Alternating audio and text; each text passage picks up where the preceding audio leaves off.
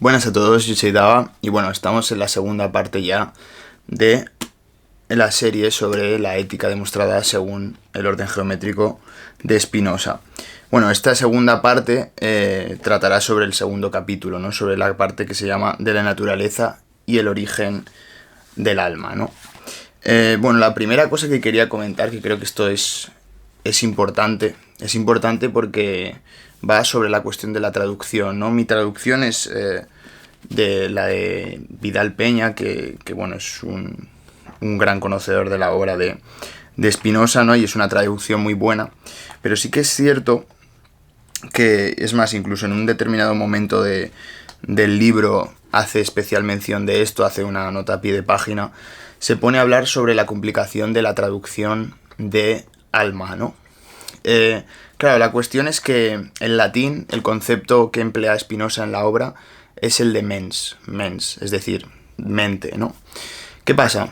Que Vidal Peña hace una aclaración para que lo tengamos en cuenta, digamos, él es consciente de ello, pero emplea en todo momento alma. En mi traducción todo el rato está empleando alma.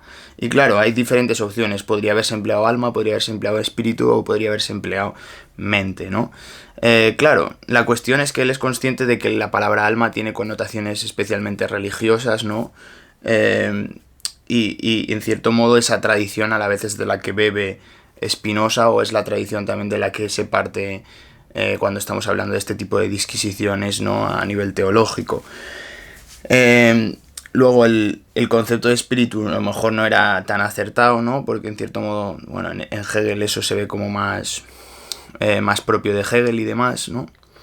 Y claro, y luego también lo que comenta es que si no eligió mente es porque tiene una connotación actual demasiado científica o demasiado que no comprende a lo mejor ese elemento más espiritual.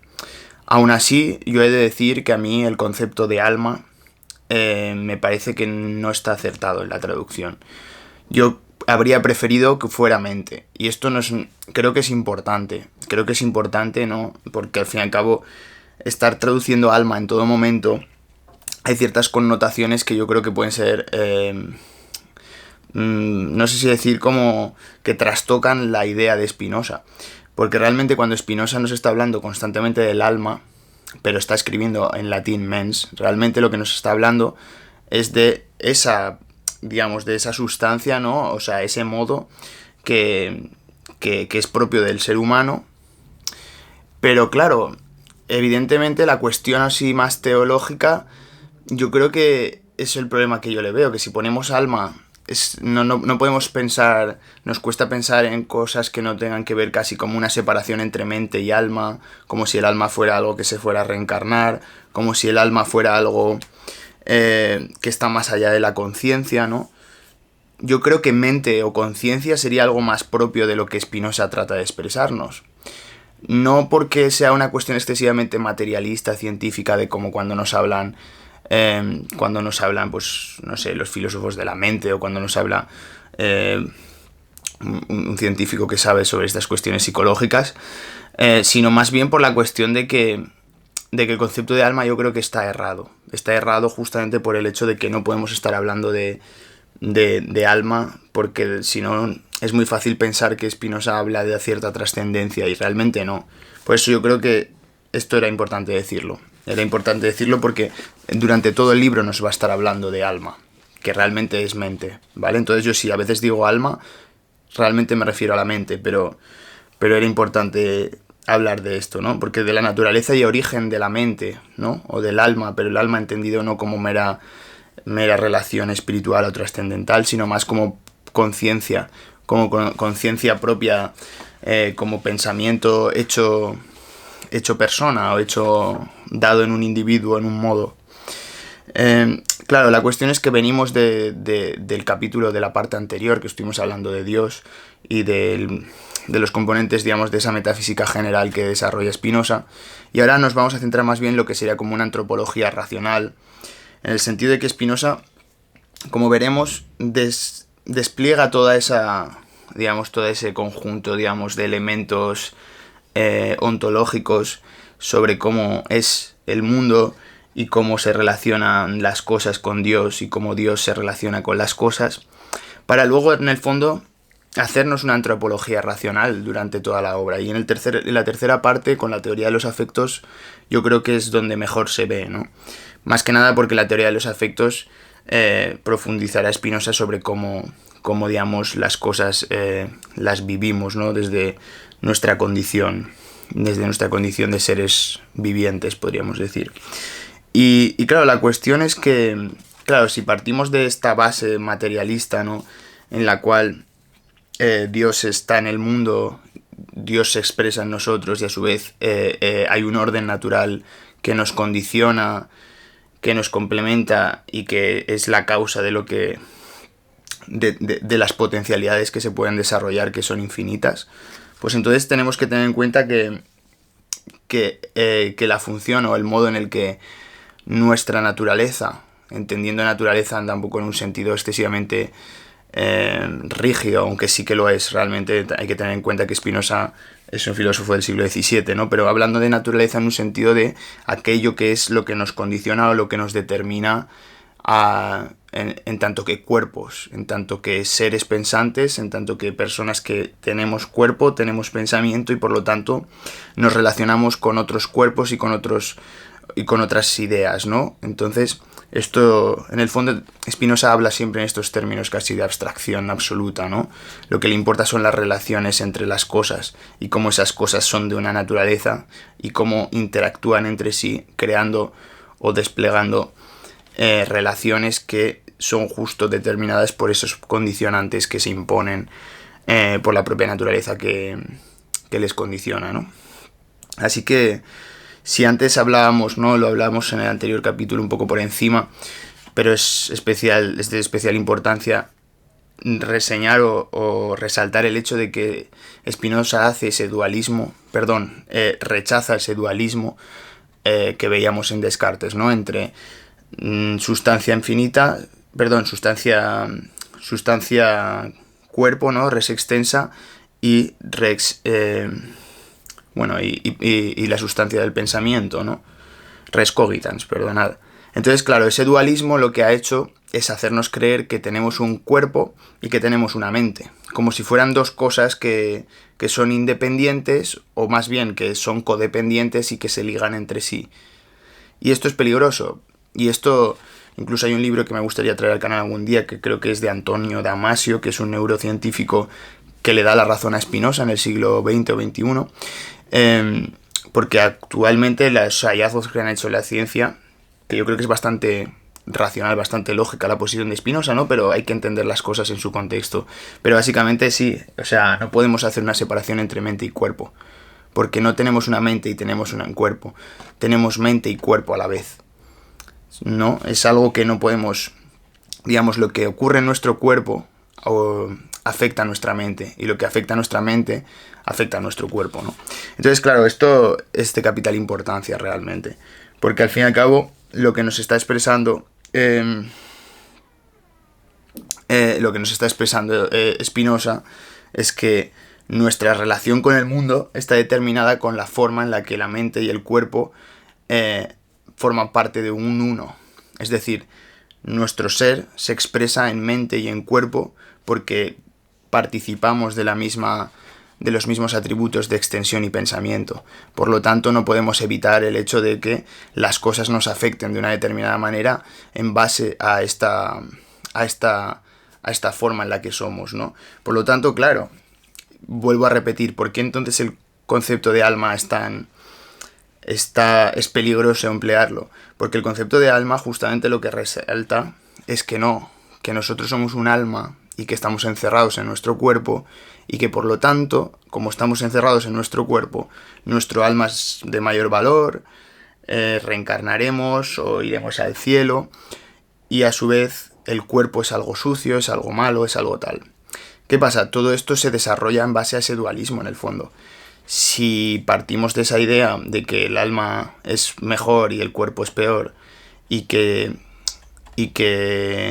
el alma es lo que realmente tiene valía y el cuerpo realmente es como un contenedor que contiene el alma, pues no solamente nos estaremos equivocando porque tendremos una visión falsa de la realidad, sino que además tendremos una visión peligrosa, porque hará que nuestra forma de ver el mundo y de actuar en él esté sugestionada por este propio condicionante, ¿no?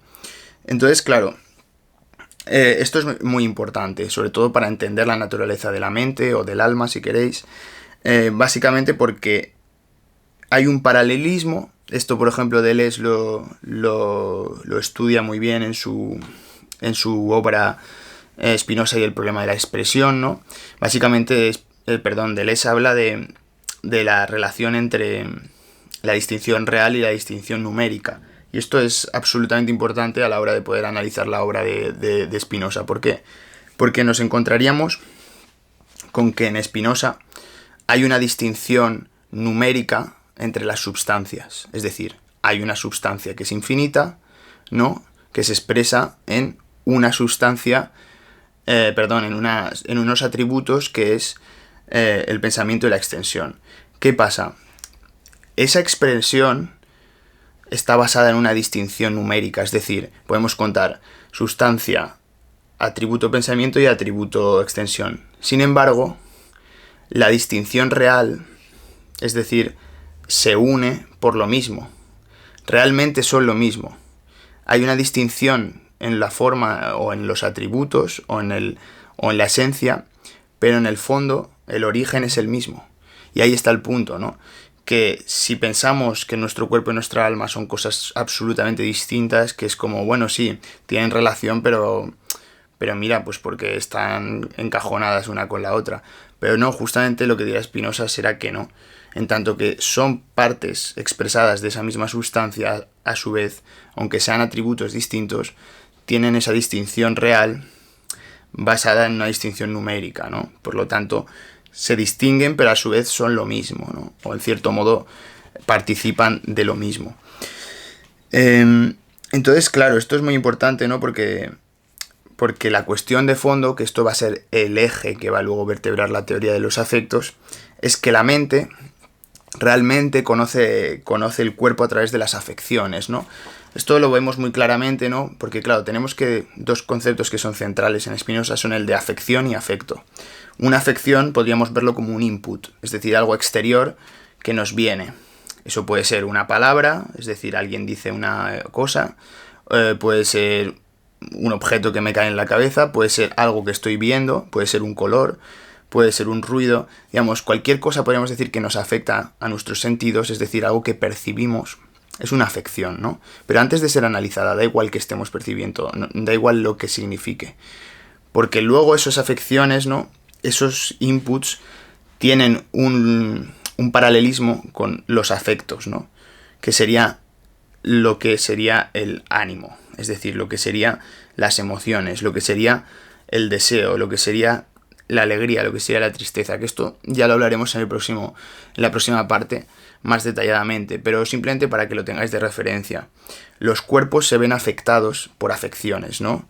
Si alguien me dispara en una pierna, eso va a hacer que a mí me cree un afecto, es decir, me cree dolor, me cree una sensación corporal, es decir, yo tenga la afección, o sea, que la afección me haya creado un afecto en mi cuerpo, ¿no?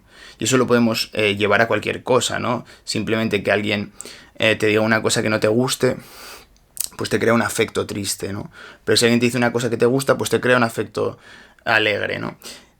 Y con cualquier cosa lo podemos ver así. En el fondo, el punto que trata de rescatar Spinoza es cómo hay un intercambio o una relación entre lo que viene del exterior, que de una forma neutra, simplemente como un cuerpo en reposo o un cuerpo en movimiento, se mueve sobre la realidad, ¿no?, desde un sentido incluso materialista absoluto. Simplemente una palabra, es decir, un sonido, viene desde lejos, lo oímos y eso es una afección. Si luego ese sonido quiere decir, pues, que te están insultando, a ti eso te va a afectar, ¿no? Pero en un sentido de afección simplemente es un cuerpo exterior que viene hacia ti. Y claro, esto es muy interesante porque en el fondo es como ir a una abstracción y ir a lo concreto a su vez sobre los puntos que manejan o que vertebran el modo en el que nos relacionamos con la realidad. Porque como recordaremos, según la teoría de Spinoza, todos participamos de lo mismo, todos formamos parte de esos atributos de extensión y pensamiento y a su vez todos formamos parte de la expresión de esa sustancia infinita. Por lo tanto, que haya un afecto, una afección que viene de fuera, en el fondo, yo comparto con esa afección el hecho de que es algo corpóreo, es decir, un sonido es una onda, es algo corporal, y comparto el hecho de que es algo que también tiene su aspecto ideal, es decir, algo que yo puedo captar con mi pensamiento. Entonces, si os dais cuenta, participamos todos de las mismas reglas, todo está regido por esas reglas y por lo tanto el modo en el que los seres humanos, como un tipo particular de modo de ser, porque recordad que los modos son expresión de los atributos y los atributos de la sustancia, pues nosotros como seres humanos somos modos que tienen cuerpo, que tienen alma o mente y que por lo tanto se relacionan con las demás cosas del mismo modo, digamos, vale, sí, una piedra no tiene pensamiento, pero a su vez yo la pienso como una piedra, por lo tanto podríamos decir que hay una idea de piedra, ¿no?, que viene de esa relación de conciencia de la piedra, ¿no? Pero la cuestión de fondo es esta, que un ser humano, como un modo particular, se ve afectado por las afecciones que están en el entorno de una determinada manera. Y estas afecciones, a su vez, implican una serie, digamos, de procesos, ¿no?, puramente materiales y puramente espirituales o de pensamiento, que implicarían una serie de procesos internos dentro del ser humano, ¿no? Entonces, esto todo, ya os digo, lo hablaremos en la cuestión de la teoría de los afectos en el capítulo siguiente, pero es importante reconocer ese punto de convergencia, ¿no?, entre somos cuerpos, somos pensamiento, y que luego cada uno tenga todas las particularidades del mundo, podríamos decir que es algo superficial, o por lo menos a un nivel ontológico, a un nivel metafísico, es superficial, porque lo que le interesa es, en el fondo, y en el fondo el pensamiento, ¿no?, digamos, la matemática, la geometría, la metafísica, lo que busca es tratar de buscar las abstracciones más grandes, ¿no?, para tratar de comprender el mundo, ¿no?, bajo marcos, ¿no?, teóricos, ¿no? Pues justamente lo que nos interesa es eso, ¿no?, cómo hay una relación entre los cuerpos y cómo nosotros nos vemos afectados, tenemos emociones en base a las afecciones que nos vienen desde fuera, ¿no? Y claro, esto es muy interesante también para tenerlo en cuenta en relación a la libertad, ¿no? La libertad, desde el punto de vista de Spinoza, es puramente determinística, ¿no? Es determinista. Y esto, si lo ves desde una perspectiva a lo mejor un poco, ¿cómo decirlo?, que el determinismo desde fuera puede sonar un poco, ¿cómo decirlo?, que asusta, ¿no? Es más, yo tampoco es que me considere determinista, pero entiendo por qué Spinoza es determinista y hasta cierto punto podría llegar a ser determinista. Pero claro, a la vez es como algo que luego en la práctica no puedes... Bueno, os explico primero qué piensa Spinoza antes de decir nada. Pero básicamente el determinismo implicaría de que las cosas están determinadas por las causas que lo condicionan, ¿no? Y no estamos hablando de un fatalismo, no queremos decir que todo esté escrito y que por lo tanto las cosas vayan a ocurrir según un plan, que todo está como una película, ¿no?, que la enciendes, ¿no?, y tú ya sabes que va a haber un final que ya está escrito desde antes de verla, ¿no? Pues no es así. La cuestión es que las causas tienen sus efectos y hay una cadena causal infinita que en cierto modo determinará lo que ocurre en el mundo. Y en esto yo pienso que Spinoza tiene razón, es cierto. Es más, las causas que nos determinan, y esto es lo que diría Spinoza, si nosotros tuviéramos el punto de vista de la eternidad, ¿no?, el subspecia eternitatis, si supiéramos... si fuéramos esa sustancia infinita, o más bien, en vez de ser simplemente modos de esos atributos de esa sustancia, participáramos, digamos, desde un punto de vista global de eso, seríamos conscientes de que hay un montón de causas que nos están determinando y que por lo tanto el libre albedrío es absurdo. Claro, y esto es interesante, ¿no? Porque claro, para Spinoza el libre albedrío es una idea inadecuada. ¿Por qué dice inadecuada? Pues porque no se adecúa racionalmente a lo que ocurre según el orden natural. Es decir, no podemos decir que somos libres de hacer lo que queramos porque tenemos una serie de condicionantes que inconscientemente nos están determinando a obrar de una determinada manera. Me refiero, si yo tengo hambre y voy a comer, puedo pensar que soy libre porque he elegido comer macarrones en vez de comer arroz. Pero Spinoza nos diría, bueno, pero tú en verdad no eres libre porque en verdad tenías hambre y hay algo que te está determinando, que es el hambre, y luego no eres libre porque has comido arroz pensando que podías comer arroz y no macarrones. Sin embargo, tú estabas determinado a comer arroz o macarrones porque era lo único que tenías en casa. Entonces, claro, esto es muy curioso, ¿no? Porque al fin y al cabo, si nosotros conociéramos todas las causas que nos determinan, podríamos llegar a la conclusión de que sí, que no somos libres. Pero yo pienso que como no podemos saber esas causas, no podemos pensar tampoco que estamos determinados por las cosas que nos condicionan. Entonces, en cierto modo, esta posición se llama compatibilismo. Hay causas que sí que nos determinan, que nos constriñen a ello, pero tenemos un punto de razonamiento en el cual podemos decidir. Entonces yo en eso no estoy 100% de acuerdo con Spinoza, pero entiendo por qué dice lo que dice. Y hasta cierto punto, si pudiéramos saber las causas, podríamos decir que sí, que hay un determinismo. Pero como el ser humano es un ser espontáneo que es creativo y en todo momento genera cosas nuevas, no podemos predecir lo que va a pasar, ¿no? Entonces, claro, esto es importante, ¿no? Este punto es importante, porque en el fondo lo que nos dirá Spinoza, y esto sí que estoy totalmente de acuerdo, es que la libertad es conciencia de necesidad, ¿no? Y eso es cierto, ¿no? Porque la libertad implica responsabilidad, y a su vez, si tú, por ejemplo, tienes hambre y tú no sabes por qué tienes hambre, pues tú, si tú te paras a pensar que hace 12 horas que no has comido, dices, vale, es por eso. Entonces, ¿qué pasa? Si tú entiendes las razones que determinan a que tú actúes de una determinada forma, en ese caso sí que serás libre, según Spinoza. Porque como conoces las causas que te han determinado a tener esa necesidad, por lo tanto puedes estar tranquilo de lo que realmente te ocurre, ¿sabes? Porque sabes qué es lo que ha pasado. Entonces, por eso Spinoza y su teoría de los afectos es muy interesante, porque en el fondo es una oda a la razón y al saber, digamos, conocer nuestros propios sentimientos, nuestra propia forma de estar en el mundo, para por así decirlo, actuar de una forma más racional y una forma más consecuente, ¿no? Porque si sabemos por qué estamos tristes, a lo mejor no es que se nos pase la tristeza, pero sí que sabremos qué ha ocurrido y tendremos la tranquilidad de decir, realmente no es simplemente que estoy triste porque sí, o que realmente como ese desasosiego dado por no conocer las causas que te determinan, pero sin embargo si las conoces puedes actuar en consecuencia o puedes aprender para la próxima vez, ¿no? Entonces esto es lo que hará que podamos ser libres y será lo que definirá el pensamiento de Spinoza sobre la libertad. Así que bueno, nos vemos en el próximo vídeo. Chao.